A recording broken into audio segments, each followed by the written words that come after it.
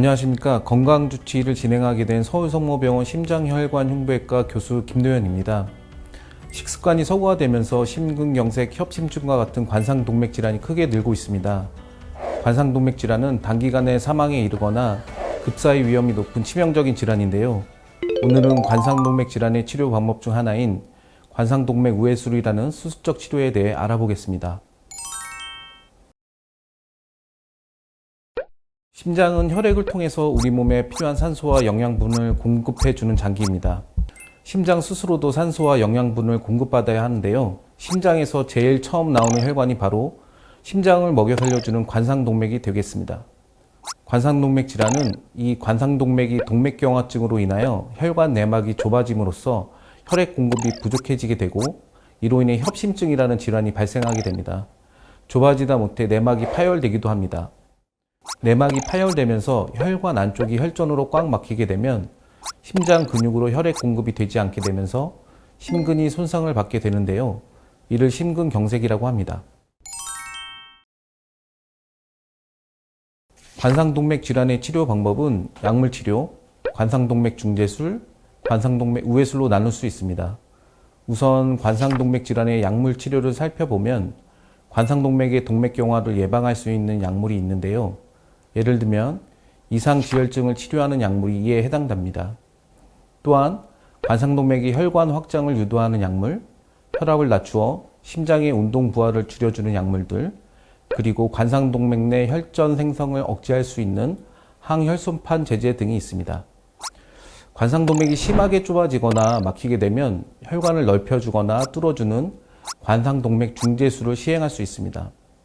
이는 수술이 아닌 시술로서 환자분들이 가슴을 절개하는 등의 매우 침습적인 방법이 아니기 때문에 환자분들에게 좀 부담이 덜 되는 관상동맥 치료 방법이라 하겠습니다. 시술 시간이나 환자분들이 회복하는 속도 면에서 우월한 면이 많이 있습니다. 약물치료나 관상동맥 중재술로 더 이상의 치료가 어려운 경우에는 관상동맥의 우회도로를 만들어주는 관상동맥 우회술이라는 수술을 하게 됩니다. 관상동맥 우회술은 우회도로로 쓰일 수 있는 도관, 즉 우회혈관을 채취해 사용하게 되는데요. 가슴을 정중앙으로 절개하면 바로 안쪽에 지나가는 내흉동맥이 가장 좋은 우회혈관입니다. 이 내흉동맥을 채취해서 관상동맥에서 제일 중요한 좌전하행동맥에 이어주게 됩니다. 또 다른 우회혈관으로 활용되는 혈관은 아래팔에 위치하고 있는 요골동맥과 다리의 얕은 정맥에 속하는 복제정맥 등을 이용하여 막혀있는 관상동맥을 우회하여 연결해 주게 됩니다.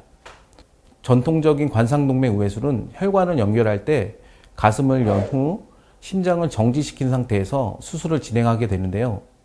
심장이 정지하더라도 환자분의 생명을 유지해 줄 수 있는 인공심폐기라는 기계를 적용하여 수술하게 됩니다. 인공심폐기를 환자분의 심장에 적용한 후 심장을 기절시키는 약을 주입하여 심정지를 유도한 다음 채취한 우회도관을 막히거나 좁아진 혈관을 우회하여 연결해 주게 됩니다. 연결이 다 끝난 후에는 다시 심장을 뛰게 해주고 인공심폐기를 환자분의 심장에서 제거한 후 가슴을 닫아주게 되면 수술이 끝나게 됩니다. 때에 따라서는 인공심폐기를 사용하지 않고 심장이 뛰는 상태에서 우회술을 시행하는 방법인 무인공심폐기와 관상동맥 우회술이라는 방법으로 수술을 진행하게 됩니다.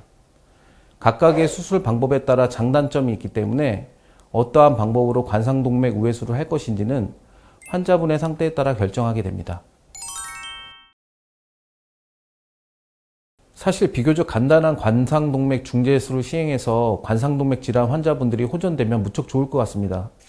하지만 관상동맥 중재술이 쉽지 않거나 장기 결과가 좋지 않은 경우 관상동맥 질환이 중등도 이상으로 동반된 당뇨 환자분이나 심기능이 저하되어 있는 환자분들에게는 관상동맥 우회술이 더 좋은 결과를 보여주고 있기 때문에 이런 환자분들의 경우 관상동맥 우회술이 필요하게 됩니다. 수술이 필요할지 시술이 필요할지 아니면 같이 둘 다 적용할지는 순환기내과 교수님들과 팀 어프로치를 통해 결정하게 됩니다. 관상동맥 우회술은 앞서 말씀드린 관상동맥 우회술이 필요한 환자분들의 생존율을 높여주고 합병증 및 반복적인 재관류 시술 등을 줄일 수 있는 장점들이 있습니다. 수술에 대한 위험도가 궁금하실 텐데요. 수술에 대한 사망률 및 합병증의 비율은 약 1에서 3% 정도로 굉장히 위험하다고 생각하실 수술 방법은 아니라고 보시면 되겠습니다. 특히 관상동맥 우회술에서 내유동맥 좌전 하행지 우회로 개통률의 경우 10년에 약 95% 이상으로 굉장히 좋은 결과를 나타내고 있습니다. 관상동맥 우회술의 수술 시간은 연결하는 혈관의 개수에 따라 달라질 수 있긴 합니다. 보통 수술 준비 및 마취 시간까지 포함하여 평균 4시간에서 6시간 정도 소요됩니다. 수술 후 하루에서 이틀 정도 중환자실에서 회복하게 되고요. 이후 일반 병실에서 회복 기간까지 포함하면 수술 후 약 일주일 정도 후면 퇴원이 가능합니다. 수술 후 일반 병실로 오시게 되면 일상생활이 다 가능하시고 퇴원 후 수술 전 상태 정도까지 회복은 대개 2개월에서 3개월 정도 소요된다고 생각하시면 되겠습니다. 무인공 심폐기와 관상동맥 우회술은 인공 심폐기를 이용하지 않고 심장이 뛰는 상태에서 수술하는 방법입니다.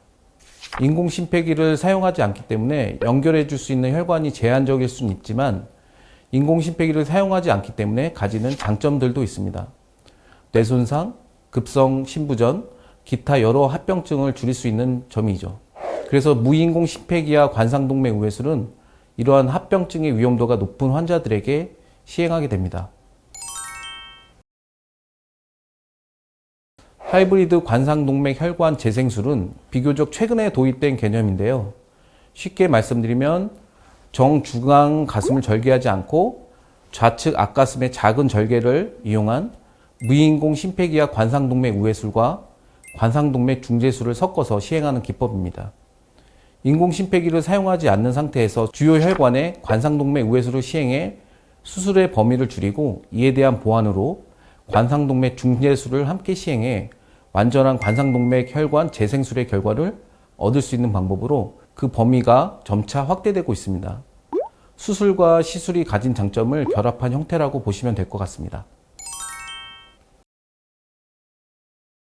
지금까지 들으신 대로 관상동맥 질환 치료 중 하나인 관상동맥 우회술은 위험도도 크게 높지 않고 비교적 안전한 수술이기 때문에 관상동맥 우회술이 필요한 환자분들에게는 주저함이 없이 시행되어져야 하겠습니다. 하지만 수술 이후 음주, 흡연, 과식 등 잘못된 생활 습관을 개선하지 않으면 관상동맥 질환이 악화될 수 있기 때문에 생활 습관 개선이 매우 중요합니다.